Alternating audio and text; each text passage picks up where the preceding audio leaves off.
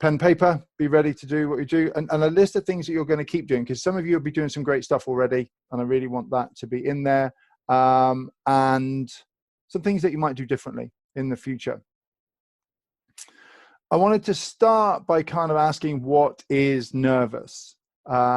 It's a really interesting question because we talk about it a lot, and for humans, it's this feeling that's brought on by our body's response to stress, and the hormonal and physiological responses to help you prepare to handle a perceived or imagined threat. This is really key, perceived or imagined, and I'm going to give you some of you a perceived or an imagined threat in a little while so that you can experience that. It prepares your body for flight or for fighting, and the threat by that boosting adrenaline. You're getting ready. Nervousness is about getting ready for the fight. And that's really important, because that's essentially what your donkey is going through. They are preparing for a flight-fight situation, regardless of whether it's necessary or not. And that's what leads to feelings of nervousness and anxiety. And that already begins to give you a clue that this is entirely a brain thing. Now, we're talking about brain chemistry. You know, when you're thinking about working with a nervous donkey, we often think about how we're working with the physical condition, with the problems the donkey has, with their behavior. What we're actually doing is trying to rewrite neural pathways in the brain. We're trying to change the brain chemistry. We're trying to stop the release of certain chemicals that prepare for this fight-flight mechanism. It's an extremely complicated situation, which is why it's not easy to just work with a nervous donkey, because you're not just working with behavior. You are trying to change the brain chemistry. It's extremely complicated. We're going to try and simplify it, but I want you to have that in the back of your mind, because when you're trying to help that nervous donkey, essentially you're trying to rewrite their brain. And that's why it can take a little bit of time, and that's why it can appear that you're not getting very far initially. Now, what's the purpose of being nervous? You know, what does it solve for an animal? Well, just highlighting here this physiological responses that help prepare to handle that perceived or imagined threat. It would be rubbish as an equine if you didn't do preparation for perceived or possible threat. If you just kind of carried on a normal relaxed state and then suddenly went, oh no, a problem, let me run away. That 2 seconds of suddenly having to engage the flight mechanism could be the difference between life and death. So what happens is this preparation for life, for something that could go wrong, is getting ready to save me.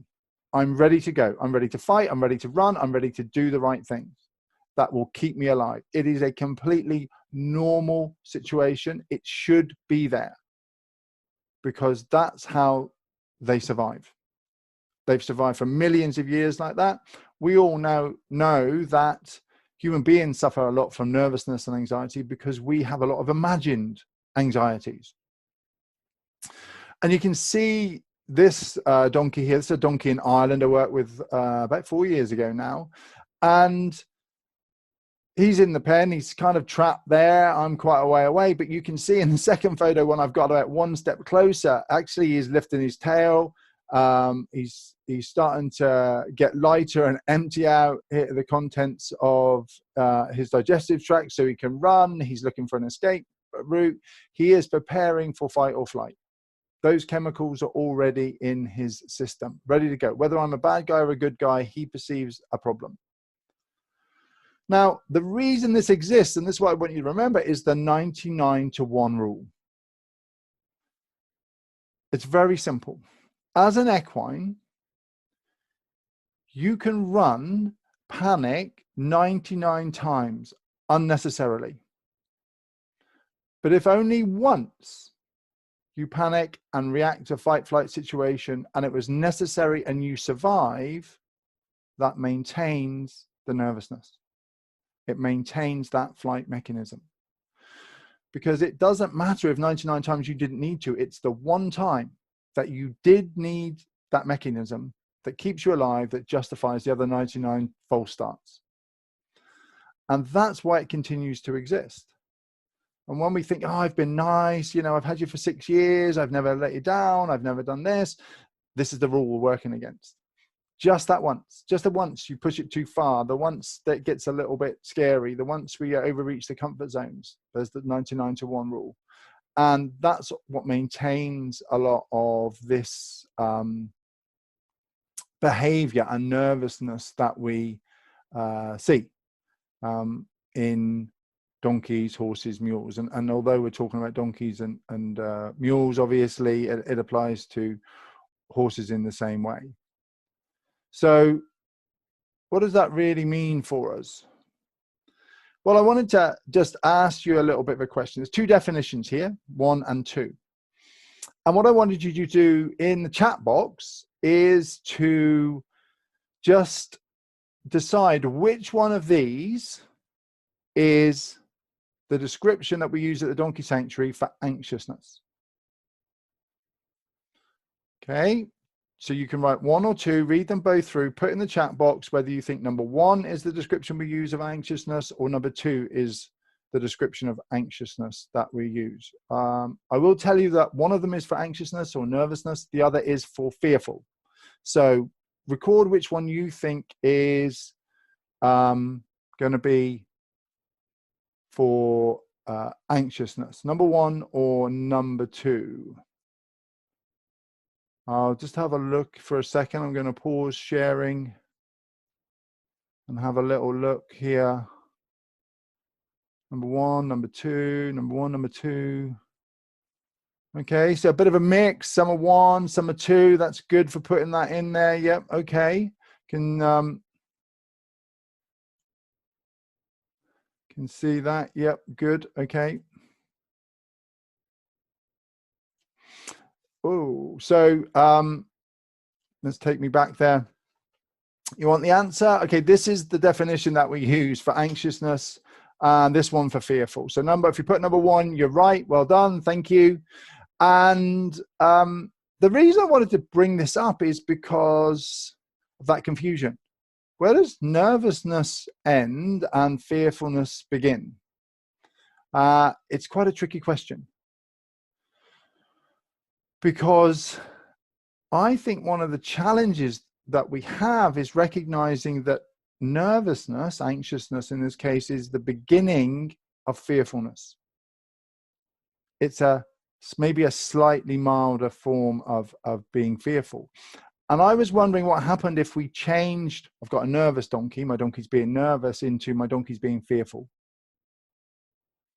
Because when my donkey is being fearful, then that maybe changes the way I think about them. Nervousness kind of applies that it's about the animal's problem, that maybe it's a character trait. We kind of label them as being nervous, but being fearful gives some justification to the behavior. And I think for me, that's a massive step forward when we start to recognize that, okay, it might be a small amount of fearfulness, but it is still being fearful. And I wanted to give you an example of this. So let's talk about spiders. I'm guessing that out there somewhere, some of you are a little bit nervous about spiders. I'm just going to give you a little public health warning here. There's going to be some pictures of spiders, just in case that is going to cause anybody real panic attacks. Just look away now. I'll tell you when you can look back. But now, if you don't have a fear of spiders, these pictures won't do anything for you whatsoever.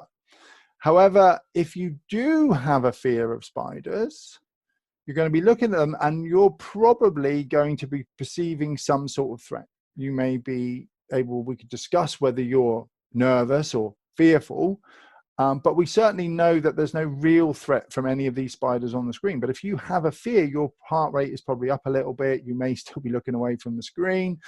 I mean, there's a reason for all of this in humans is that maybe you've had a bad experience with spiders, or some spiders can actually kill you. But I put a picture of a donkey up who's recovering from an operation, just to take the spiders out while we think about it for a moment. So if you have a spider phobia, you can look back. If you've got that fear, it doesn't matter that it's imagined. It doesn't matter that it's just a picture and it can't hurt you. You have that response. Your body is preparing for fight or flight. And it's the same thing with that donkey. You can be the nicest person in the world, but I may well be preparing for fight or flight. Now, if we take out the spiders and we just substitute 2 legs, you can begin to empathize with the donkey situation. They are viewing us much like if we had a fear. Now, your fear could be of snakes or heights or whatever. It's always good to sort of review your own fears, because that gives you an idea of where the donkey is coming from, and those situations. I'm hoping that's making sense for everybody.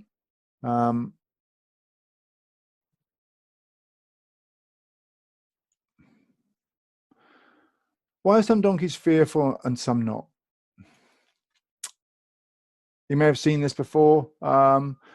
Essentially, these are all the reasons, basically, that an animal may affect its behavior, change its behavior.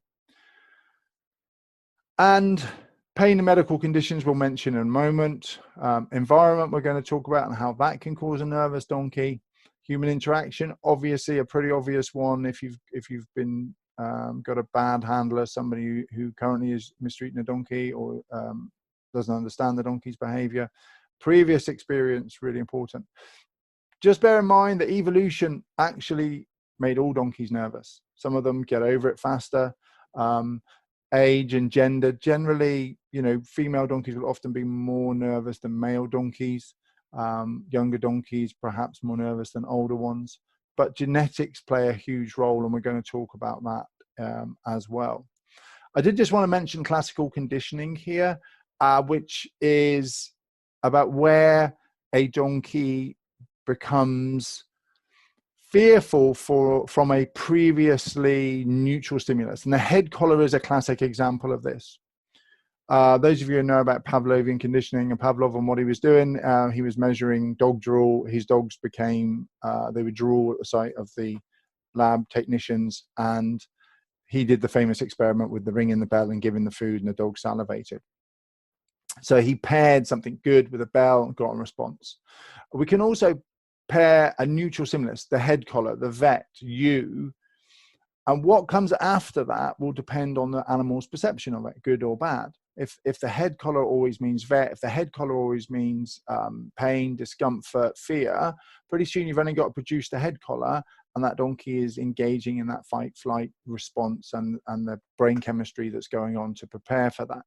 So it's important just to notice that, because a lot of the behavior that we see, especially when you've had a donkey for 3, 4, 5, 6 years and he's been nervous, classical conditioning is probably in there. And we may need to change what we're doing, how we're doing it, to get past those triggers that are so ingrained in the animal's behavior. When we get started, park the physical. Goes without saying, do everything you can to remove the physical pain. Now, what you can immediately say is, yeah, but if I've got a nervous donkey who doesn't like the vet and he doesn't want to be caught, how can I check that there's no pain? There's some ways to do that, but ultimately, what I am going to sort of say to people is restraint and drugs. We have to get restraint done. And how do I get it done? This is really key. Most accidents happen when the equines are fearful, we're rushed and under pressure, they're not given sufficient time to calm down, and it's the results of human taking shortcuts. The donkey sanctuary, we unfortunately have lots of animals that come into our care that have not been prepared for life. They are nervous, they are fearful, they've had bad experiences. I've been working with one this week who's 8 years old and one of the most terrified donkeys that I have ever seen. She truly trembles when you have to approach her. And she had to be scoped for strangles tests before we can process her through our new arrivals unit and on to keep the herd healthy and her healthy and do all those sorts of things. And we had 5 days to work with her and get her to a point where we could do some treatment. I do have a nice story that some of you might be familiar with. This was a donkey, I'm going to say 2016, that came, a BLM burro, came to the Donkey Welfare Symposium in California. And moment she got off the trailer, we noticed that she had a large gash on the back of that hoof, which is between Dr. Eric's knees there being trimmed. Now, got an unhandled animal, nervous of people. The only thing going in our favor is the BLM had put on some head collars in the chute before they came. But we had to get up to her. We had to catch her. I had to hold her, restrain her. She had to be anesthetized by Cindy and knocked out so that could be treated. And I think that had to be done twice, and a third further sedation for this poor animal that had had no good experiences really with humans up until this point. And this necessarily wasn't something that we wanted to do, but had to get it done. And what you've seen there, I've put at the top, giving the good experience. When we've got to get it done, I urge you to take the attitude is, how do we give the good experience? Because the interesting thing, and I'm going to say that they called her Agnes, maybe. I'm sure one of the maybe one of the students or Donkey Welfare Symposium people will correct me, but she actually, and she's the one there on the left-hand side, she actually came the furthest of all the donkeys that were there for those 5 days. Despite having to be caught. You can see on her right leg there, she's got a bandage. Despite having to be caught, despite having to be sedated, despite all of that, she actually came the furthest of all of the animals. And there's some key things if you have to get something done. Consider it part of the process of rehabilitation, because it will influence their view of their new environment. So although you've got to get it done, don't let that be an excuse for separating it from the process of rehabilitation. It's not what's done to the animal, but it's how it's done. That's the determining factor on future rehabilitation. I kind of wrote that in a great book called Equine Behavior in Mind in 2018. And it's very true. Sometimes we have to get stuff done, especially if you're in a rescue. Or you've just got a donkey that you've rescued at home and it's got long feet, or it has a veterinary problem. But it doesn't mean to say that has to be a problem for the animal's future. The whole team does need to have an attitude of giving the good experience. So whether veterinarian or whoever you're working with, yourself, if you've got colleagues, friends, get everybody on the same page. This has to be as calm and as relaxed as it possibly can be. Don't rush it, take your time, get the experience that you need there to do it well, and set it up for that animal to succeed. Because I think the problem that we have with rehabilitation and the nervous equine is the lack of a real plan. Other than be nice, take time, catch, lead, feed.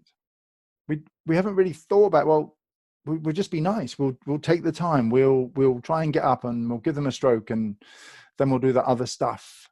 But we don't really have a clear plan of how that might happen and how we could affect that. And that's what I want to look at as we go through now these elements.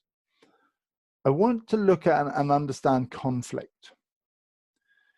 Can you see that if we drew a line down the center of this donkey, that it's completely divided? Half its attention on me, half its attention on being away from me. It really is in a lot of conflict. I've worked with pressure and release. I'm trying to give him a scratch. There's enough of him saying, okay, I kind of want this, but a lot of him saying, actually, I'm terrified about what's going to happen. And so many of our donkeys are in that situation. This conflict between, I want what you've got, I'm interested, however, I'm really nervous about what might occur. And so they have this constant, I'll come up to you if you're on the other side of the fence, because you've never jumped over the fence and grabbed me. I'll kind of reach for a food reward, but don't come close to me. That conflict. They're in this state of conflict, and it's something to have in your mind all the time. Nervous donkeys, anxious donkeys, abused donkeys are often in a state of conflict. And we need to resolve that conflict for them so that they can move on. And that's really just about understanding the animal that we've got to work with and where nervousness comes from. We have to accept it. I think it can be frustrating. If you've got a nervous animal, you've had it for a number of years. Once you accept that it's normal, it's natural, it's how it should be, and our job is to change that brain chemistry, we can cut ourselves a little bit of slack and understand how difficult it is. All we have to do is resolve that conflict that they're having. And there are three elements that I want to talk about with you this evening: the human, you, the environment, and training. Now, I'm just going to take a brief pause here. I just want to check, is everybody still with me? Is this making sense? We're all comfortable? Anything that anybody's got a problem with, put in the chat just now. Good, okay. Brilliant. I just really wanted to make sure that we were definitely all on the same page, and having a good understanding of that foundation builds patience. So let's start to look at these three elements and what's going on with them. The environment, the most important one to start with. We have to meet their needs.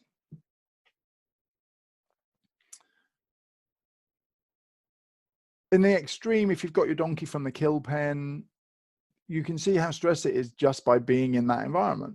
Now we bring it home, we have some calm, we provide some love, some other donkeys maybe, food, water, those things. But actually, the best environment for rehabilitating your donkey or your nervous animal is to have an enriched environment. The more there is going on, the better it will be for your donkey. Now, I don't mean crazy busy.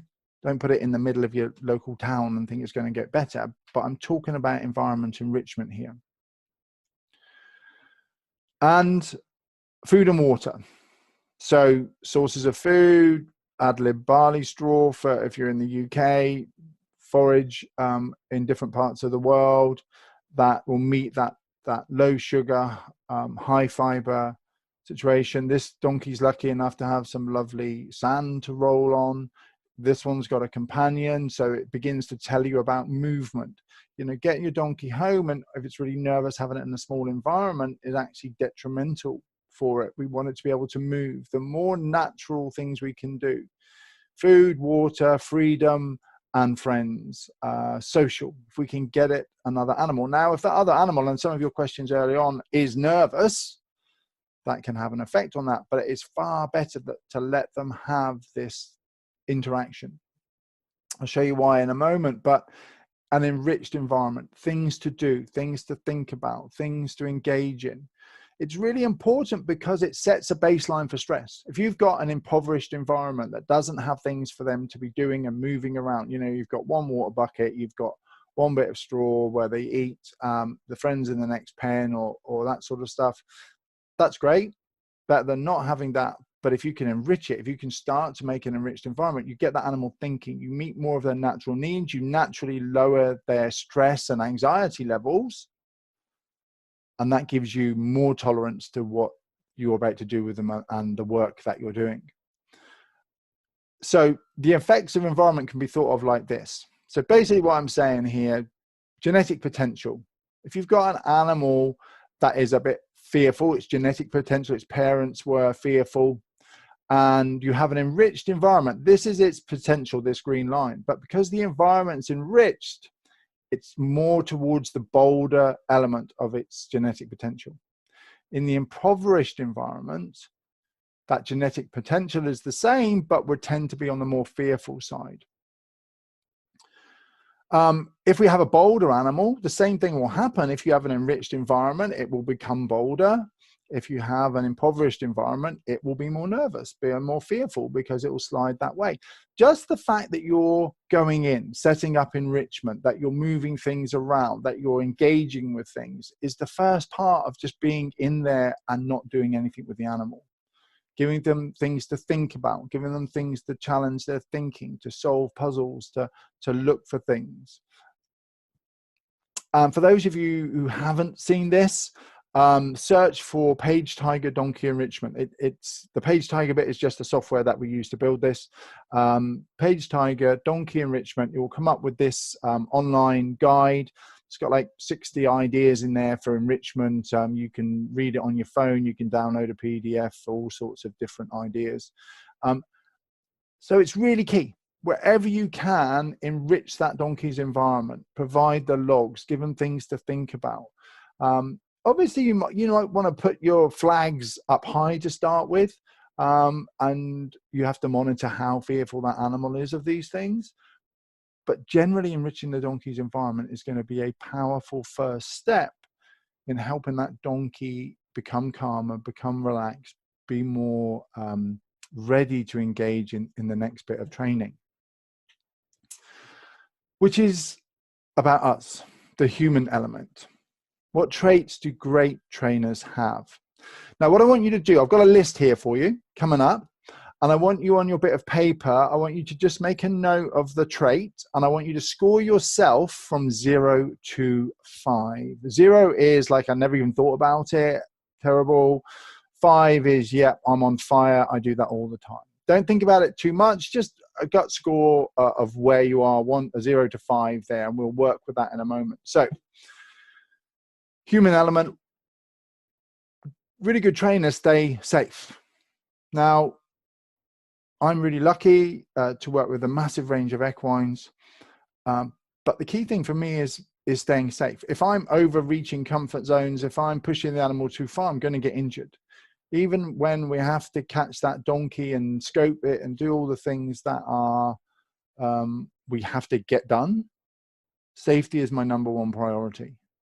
And so we set that up to happen, not only for my own physical health, but those people around me and the donkeys. So, how much is your safety score? Do you stop beforehand? Do you think, actually, I should be wearing a helmet, or, maybe I should be wearing some gloves, or actually, can we do it this way? Or, well, let's do it over there. Good trainers will focus on their animal's emotional response. How does that animal feel?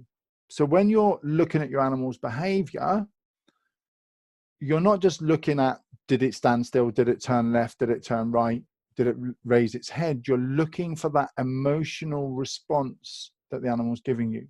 Now, this is a double-edged sword, because when you're reading that nervous animal's response, what can happen is you can back off and go, oh no, he's terrified, I can't do anything. And that creates problems in itself. If you're not reading it at all, you can just blunder right past where that animal was comfortable, you overreach them, you go past their threshold, and they're going to kick out and you're going to be in the safety problems. So reading their emotional response is crucial. You're looking at how you stretch the comfort zones, which is one of the other things that great trainers do well. But how much are you paying attention from 0 to 5 to that animal's emotional response? Now, another one where we have this double-edged sword is great trainers enjoy the journey. While we want to get that animal happy, while we want to get that animal running around, reaching its potential, whoa, let's have all the questions at once. What actually happens is we end up focusing on the end goal. That causes us to push too quickly, to rush, to overreach the animal, to have too big of steps. It has all sorts of problems. So a good trainer is in that moment, not worrying about what's going to happen next week or next month or next year. So many people I meet with a nervous donkey are actually worrying about what happens when, well, the vet might have to come, I've got to do his feet in a month's time, or this is going to happen, or what if I can't do this? And that creates a lot of anxiety in the whole relationship. If you can let that go, yes, of course, the vet might have to come. Yes, but we'll deal with that when it happens. Yes, we're going to have to do the farrier thing at some point, but we'll deal with that when it happens. When we get there is an important aspect of it. Great trainers believe they can can be done, and they have the grit to stick at it, but they're not a slave to the goal. Again, this is this element of balance here. So you've got a nervous donkey. Some of you are amazing. 6 years, 7 years, having a nervous donkey. You truly have grit to stick at it. Or maybe you've just given up and accepted that your donkey's nervous and you can't do anything about it. But you're not a slave to the goal. So you want to keep going, you want to work at it, but you're also flexible enough to recognize when you need to change the goal or you need to do something differently. Crucially important.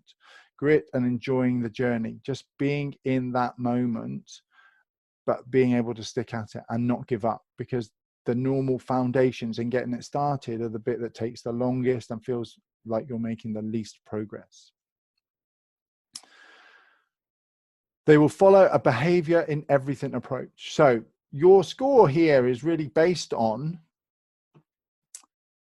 do you think about everything being about behavior? So you go in to muck out the donkeys. Are you thinking about behavior? Did that donkey just walk off as you came into the stable? And if it did you follow it, wait till it turned and faced you, and then you went back to the stable and carried on? You're going to put some feed in. Did you just put feed in, or did you think about what your donkey was doing so that it got rewarded by getting the food put in? Did you, when you got to get something done, did you think about behavior? Did you think about behavior when you are involving the enrichment and the environment that you're creating for the donkey? This behavior and everything approach is really important, because until you have a donkey that's calm and relaxed with you, you can't stop thinking about all of those things. I'd urge you to keep thinking about them, but you can't relax and just take your hand off the accelerator and thinking about, where do I put my body when this happens? How do I just reach there? That donkey, you know, is nervous, put his head in the corner. Do I wait till he just looks at me and then I move away and carry on doing what I was doing? Behavior in everything. Or do you just do it when you're training? You know, right, I'm going to do a little bit and try and get closer to him.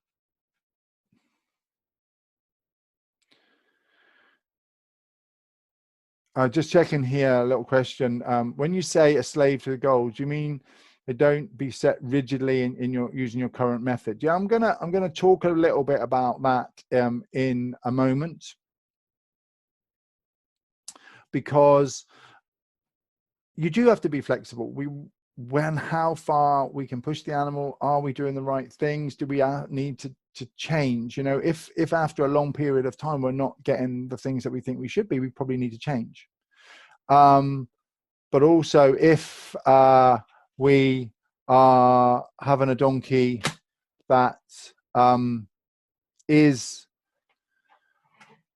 really stuck and not making that progress, what can we do to change that? So that's something that we need to look at.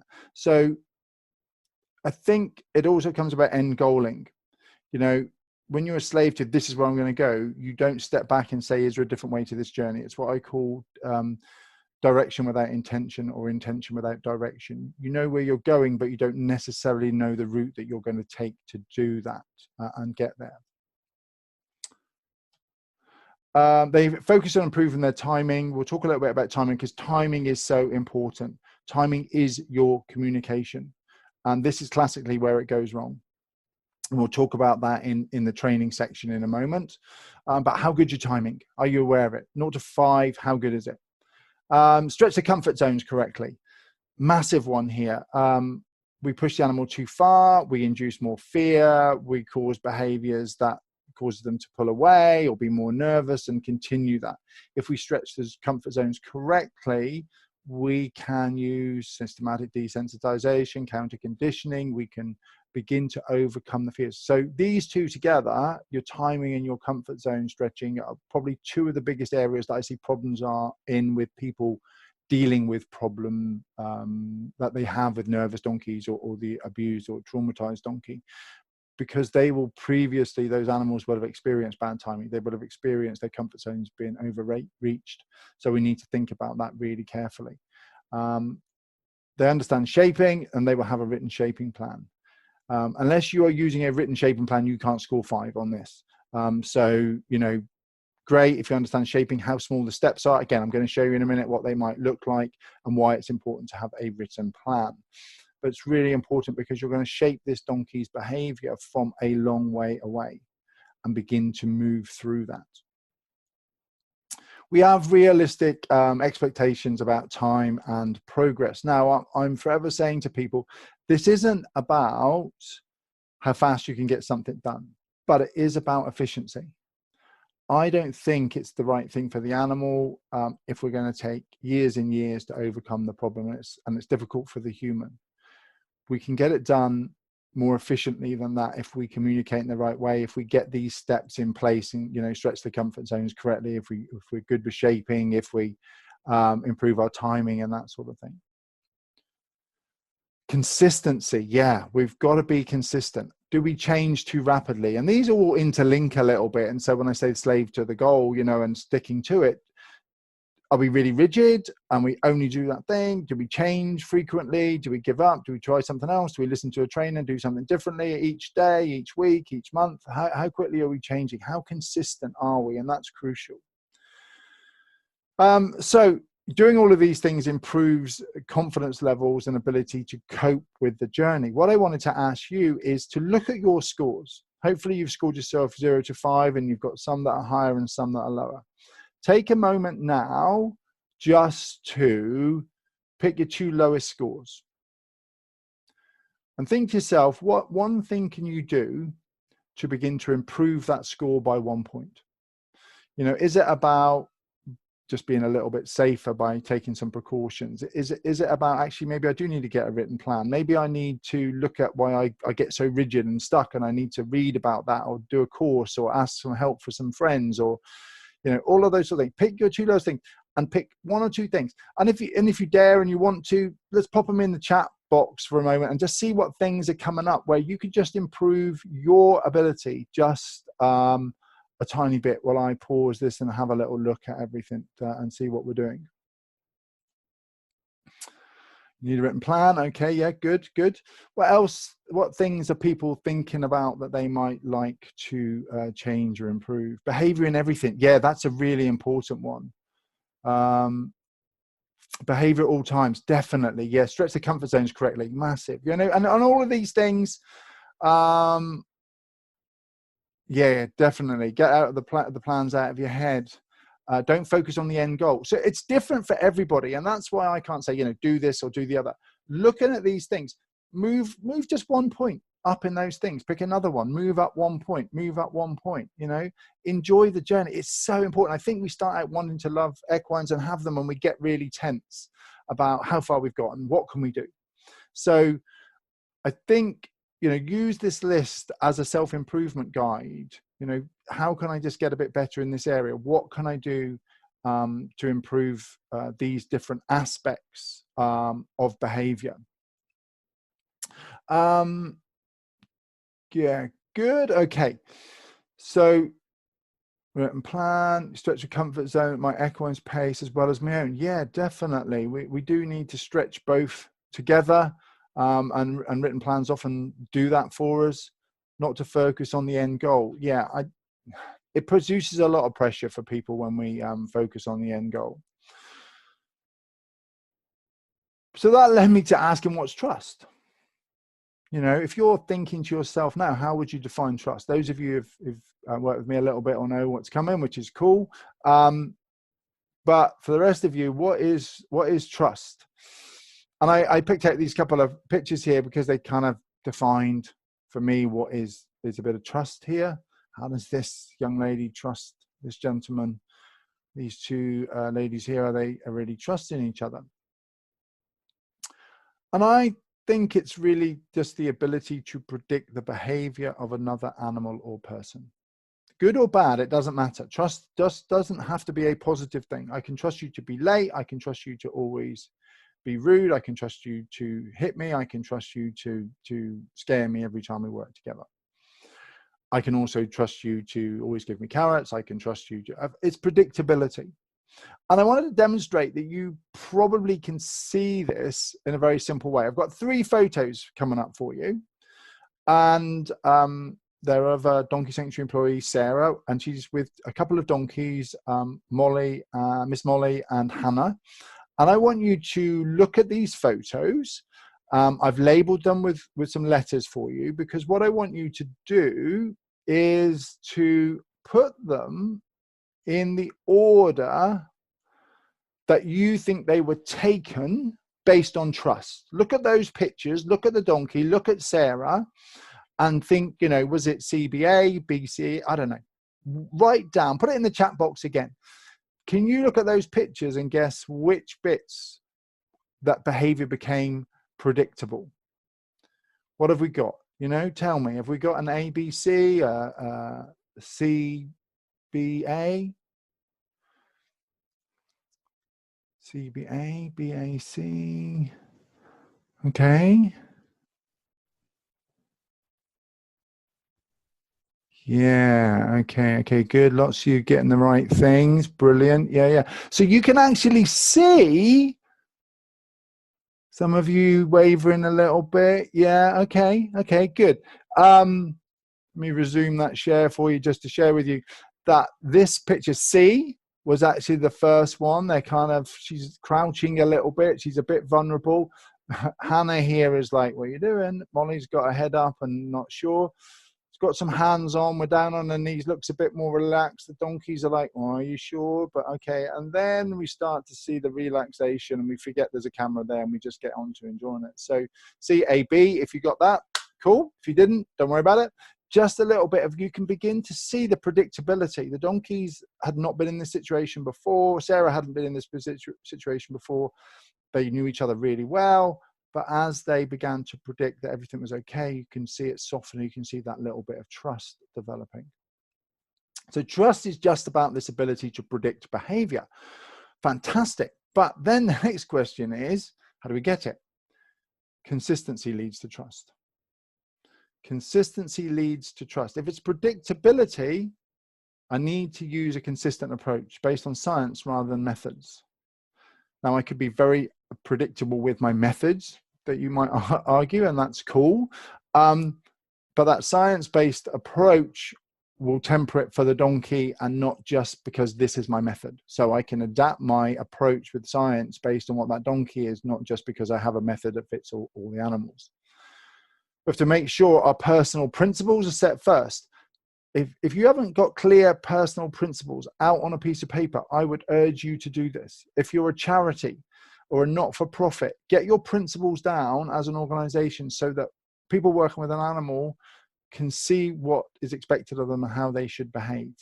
Is it about safety? Is it about the animal's comfort zones not being overreached? Is it about taking small, safe steps? And the reason that needs to be there is because you can judge your actions and what you're about to do based on your principles. And they become moral compass. They become a direction for you to make sure what's important, and they stop you before you overreach the comfort zones or make a mistake. Keep going, but beware if we have to change. You know, if we constantly change, if you know, week on week, oh, this isn't working, do something else. If this isn't working, do something else. The animal can't predict our behavior. If we're going to do it in a rush because we haven't had much time, so we rush in, we do something, we become inconsistent.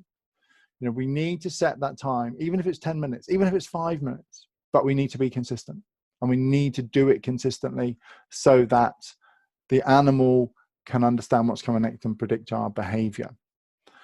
And we need to have realistic expectations and remember how hard it is to learn. Oh yeah, can you see I've got a pen here?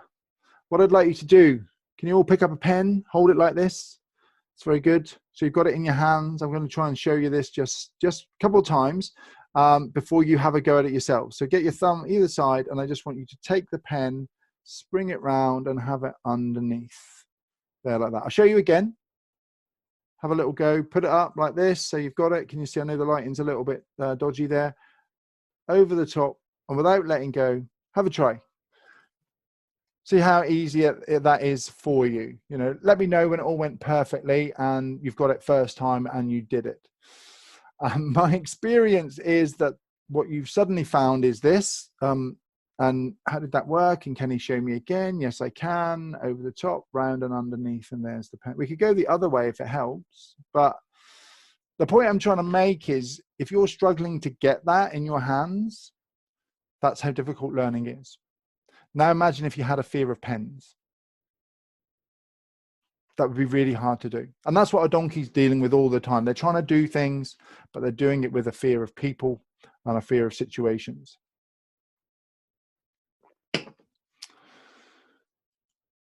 So why do we have good days and bad days? I thought I'd just throw that in there.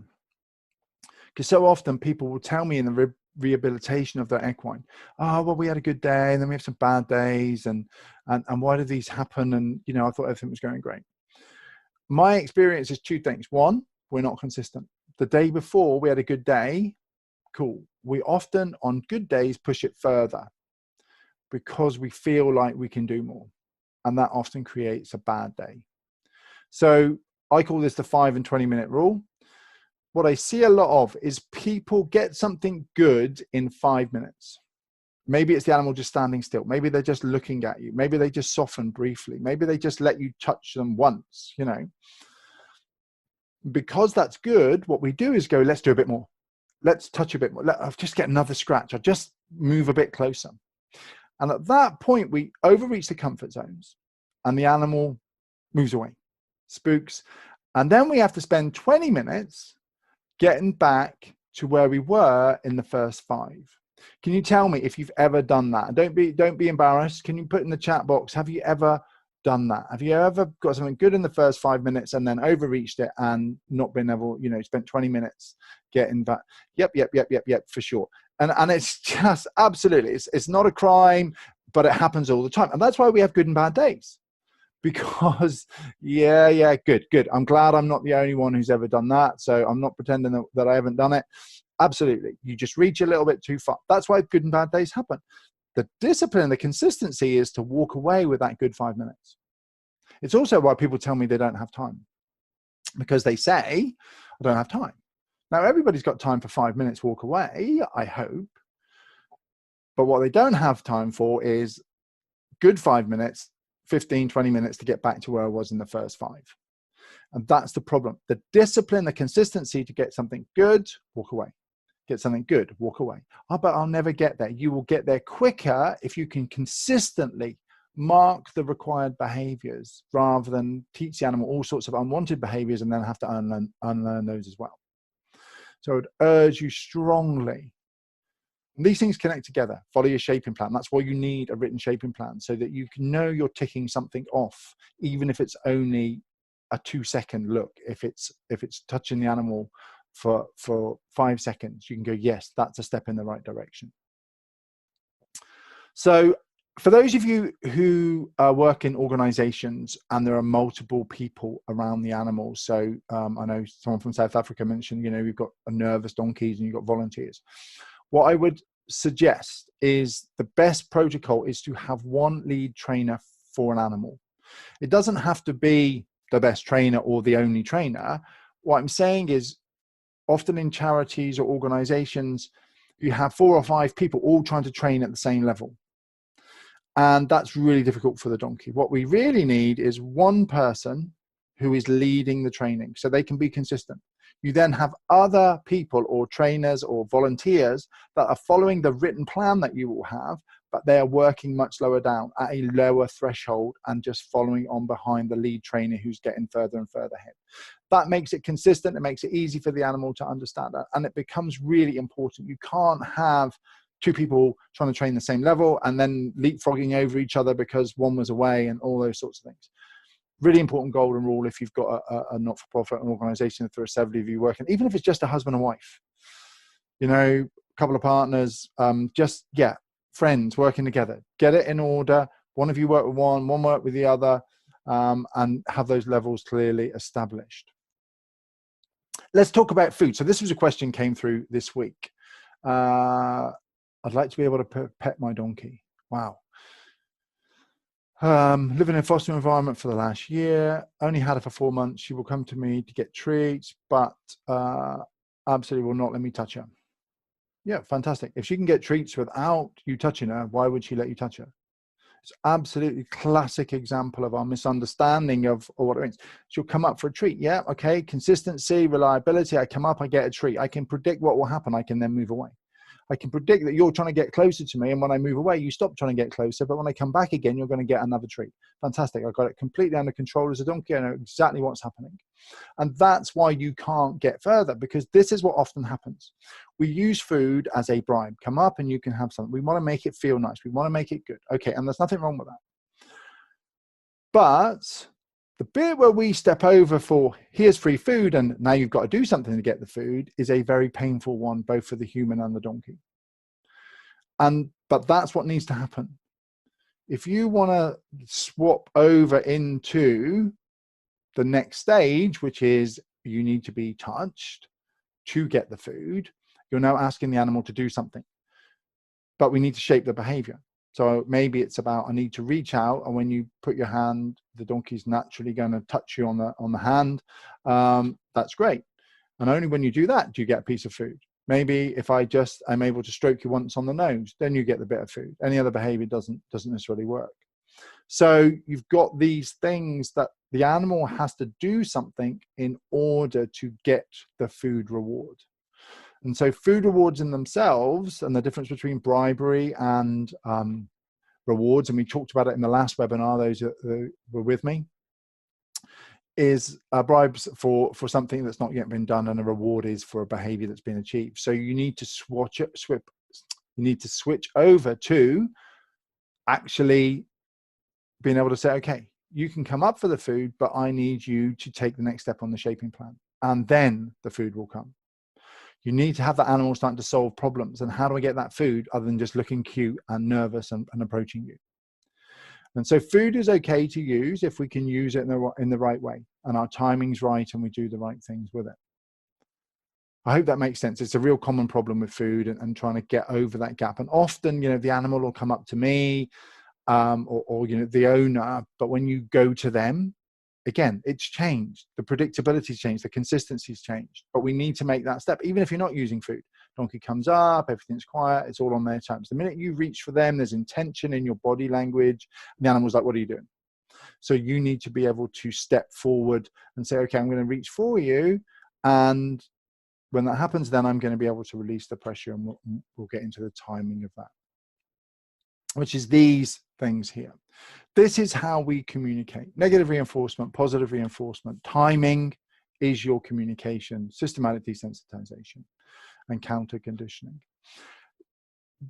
I've got negative reinforcement here. Now, I don't have a problem with using non-escalating minimal negative reinforcement in these situations. If you've got an animal you can't touch, with the exception of throwing carrots at it or towards it for the right behaviors, it can be difficult sometimes to do that, to do anything other than you're the negative.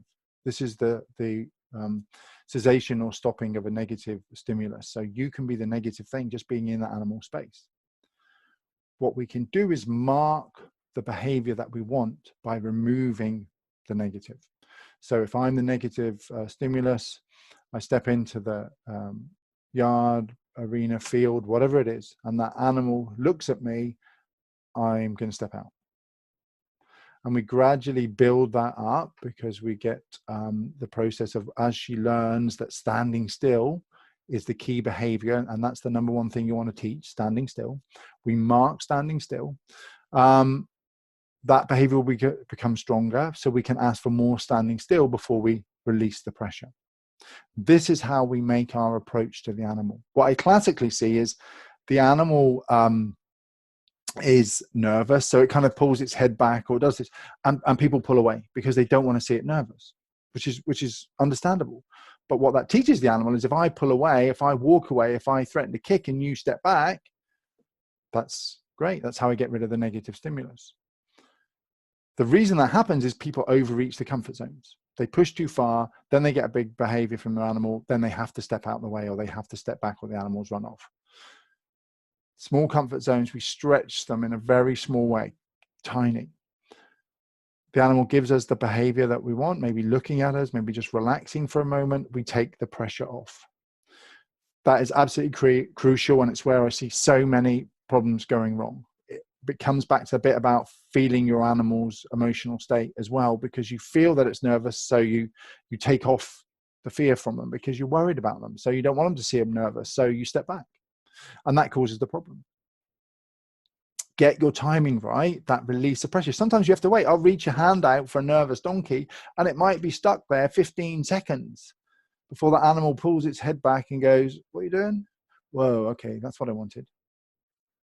Most of us, if we haven't got the right answer after 3 seconds, are trying harder, we're pushing more, we're shouting a bit louder with our body language, rather than just waiting. Hold your hand out there, wait, and then release. Get that timing right. Absolutely crucial. Positive reinforcement, that is the addition of anything that will increase the likelihood of the behavior happening again. Now, it is important, you know, we could be scratches, we could be food, but it's important that we recognize that it's quite difficult. The nervous donkey isn't going to enjoy scratches. So maybe food is appropriate, or maybe we just have to use positive reinforcement until we can get that level of communication. And if you've got time and you just want to sit there and feed until they get used to it, that's absolutely fine too. We have to take that step over at some point to where they're doing things for food. It's your choice, but understand these two methods. Get your timing right. The removal of the negative stimulus, the arrival of the positive reinforcement, and the leaving isn't a positive reinforcement, it's negative reinforcement. Stepping away is negative reinforcement. So only if you add something like food or something positive, freedom, that sort of stuff, it becomes a positive reinforcer. So timing is crucially important. That's why behavior in everything is important. When you go into that pen, when you walk towards them, they stand still, they look at you. That's the moment that you have to release the pressure, or you have to throw the carrot, or whatever it is that you want to do. And the key process is this systematic desensitization. So we don't take the next step of approaching that animal until they've relaxed at the current step. It's absolutely crucial. We're not going so fast that that animal is constantly being pushed. We reach in, we offer the behavior that we want, with positive or negative, it doesn't matter. That animal's comfort zone will be stretched a tiny bit, they'll come up, and you wait and you wait and you wait and you relax. Release the pressure, give the reward. And when that approach, when that reaching your hand in doesn't cause the behavior to escalate, you've got that relaxation, you go to the next level. So systematic desensitization, really important. Counter conditioning, this is a great one. This is your environment enrichment. This is just food for being around. This is just positive, associating you, the head collar, whatever it is, with positive things. Throwing ginger biscuits. That's what I was doing this week with one of the donkeys that I was working with. In the arrivals, as I said, she was so nervous. Literally, all I could do was throw a ginger biscuit to the floor. And then your trust, which we've talked about. It might be that I'm going to ask you for a poll in a moment about what you want to look at in future webinars, but maybe this is something we need to talk about in the future, these elements, and break them down for you. I would say get a written plan. No, I really mean it. You know, getting a written plan. Now, whether you write your own, which is fantastic, or get one that's already been written for you in real detail is important. You know, some of the steps that might be in a plan, look at the size of these steps, you know, approaching from 5 meters away, systematic desensitization, negative reinforcement, positive reinforcement, 3 meters, 2 meters, 50 centimeters. That's a step. You might go from 5 meters to 50 centimeters in one lesson, or it might take you a week. It's not time bound. It's about what's appropriate for that animal. Arm raised briefly. That's a step. Walk away. That's your 5 and 20-minute rule. Calm, relax, trainer's arm raised and held for 10 seconds. Wow, that's a massive step, 10 seconds. Before you walk away, you can tick that off. And that's the importance of having it written. This is, you know, 20 seconds, has a hand within 30 centimeters, 15 centimeters. These are physical steps rather than just, oh, in that general area, close enough. Getting your timing right. Systematic desensitization, negative reinforcement, positive reinforcement, following these steps. Literally one step, one touch on the, I was working with a donkey this week, and literally if you touched a hair on his back, he would twitch and threaten to kick out. You know, literally one hair. And if that's the step we have to work with, that's the step we'll work with. And it might be just, can I raise my hand over the top of him? So you can see how small the steps are. Now, here's some shaping plans. The one for the vet's got about 88 steps in it. But that's if you can do the catching one, which has got 115, and the one for leading, and the one for being touched all over and everything like that. Now, how are you going to keep all those in your head in the right order, doing the right things? You know, the basic plans that you would need, or the things that you need to think about for yourself to work with your nervous animal: standing still, be in touch. These are all individual plans depending on where your animal is and how uncomfortable they are and what level of nervousness they are at. Very briefly, but how long is it going to take? Well, it depends how good you are, how good your timing is, how good your shaping plan is, how good your environment is, how good your team is. You get the idea. And it doesn't matter. It's not about time. It's about efficiency. It's about how you can enjoy that journey. It's about how you can proceed with that animal. The end goal, you're going to focus too much on getting there, you're going to have a problem with that. So time shouldn't be an element, because even if you've got to get it done, you can do it in the right way and then carry on afterwards. So just to recap briefly, element number 1, the right enriched environment. Have a think about it. Find that enrichment document. Just search in your search engine, Page Tiger, donkey enrichment. That will come up. There's a whole load of stuff about there, and you can do, there's a couple of exercises in there about resource mapping and the time matrix for your donkey. Do them, and that will give you some ideas about what you can have a look at. Number 2, relax, calm, human being who's not rushing. Work on yourself at least as much as you work on the donkey. Meditation, being in the moment, all of those things are key factors in being the right sort of person for your animal. Creating and carving out that time, even if it's 10 minutes, that you can do the right thing. Really important. Build your skills, build your knowledge.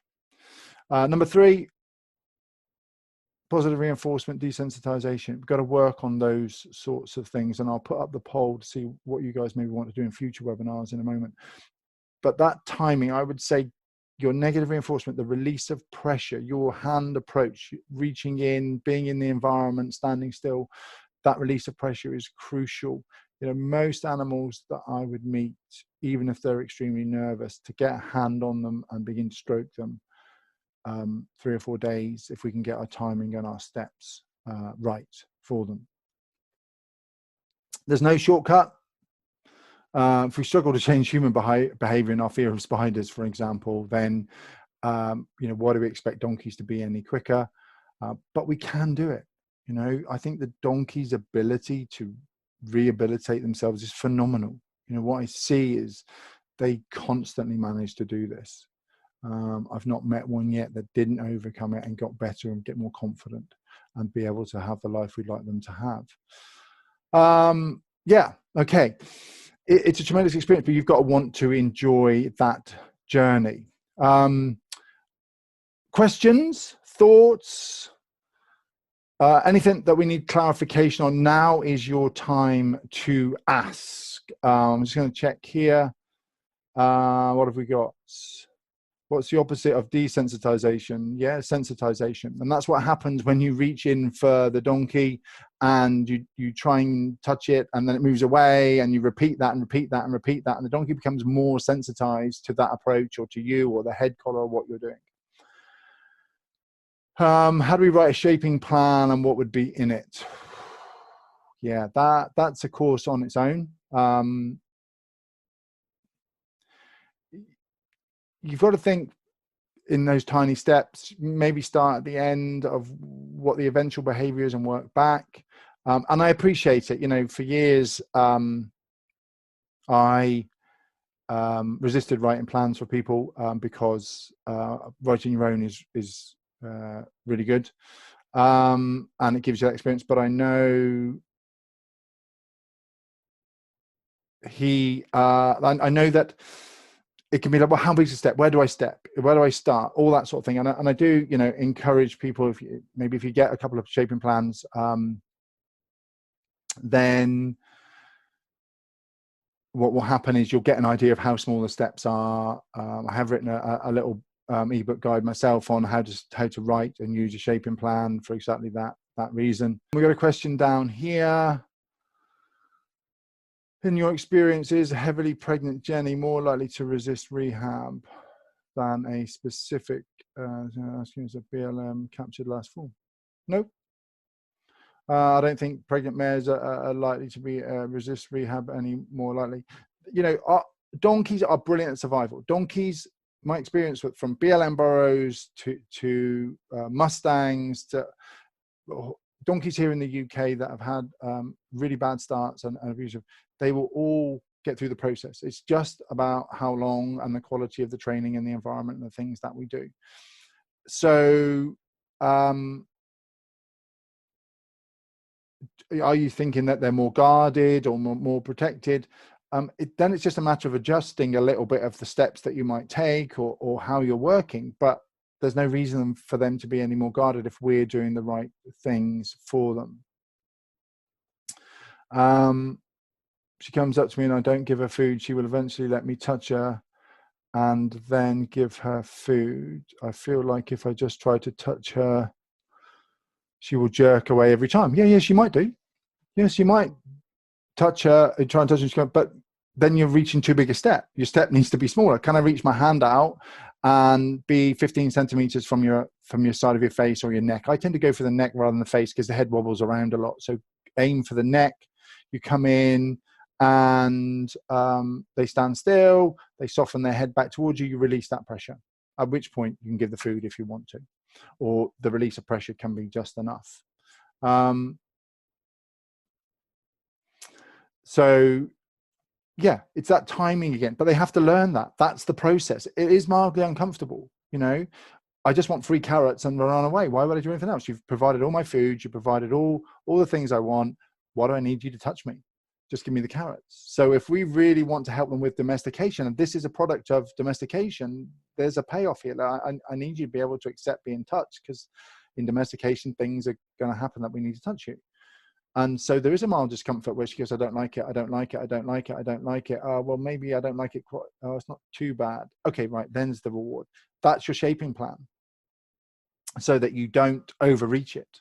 And then the next step is 10 centimeters from your head, and 5 centimeters, and 2 centimeters, and getting used to that. And as they begin to learn, they get better at learning and going, oh, that's what you want. Standing still is what you want. Oh, okay, what did you say? And then they will apply that to all the situations that you have with them.